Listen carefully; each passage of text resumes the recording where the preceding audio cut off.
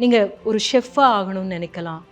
எதுவுமே இல்லாமல் நான் எதுவுமே செய்ய விரும்பலை, என்னுடைய பிழைப்புக்காக ஒரு வேலையை செய்கிறேன், நிறைய பயணம் போகிறேன், அது போதும். அதற்காகத்தான் நாம் பிறந்திருக்கிறோம்.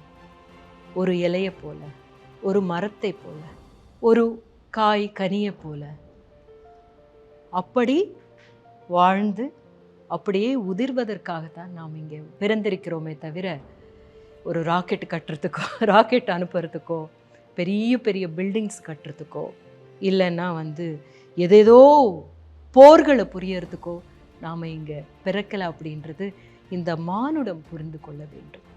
இந்த மானுடத்தினுடைய இந்த புரிதலில் தான் இருக்குது.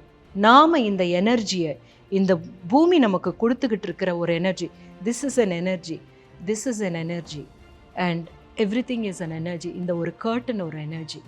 இது இந்த கர்டன் தயாரிப்பதற்காக என்னென்ன மூலப்பொருட்கள் யார் யார் கொண்டு வந்திருந்தாங்க, யாருடைய உழைப்பில் இந்த பூமி நமக்கு கொடுத்துருக்கிற பருத்தி, அதிலிருந்து கொண்டு பண்ணிகிட்ருக்கோம்.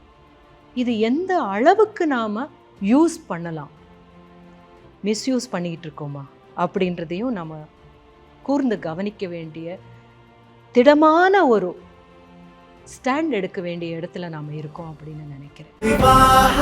மணப்பெண்ணின் பிரத்யேகமான திருமணம் விவாஹா சென்னை சில்க்ஸ்.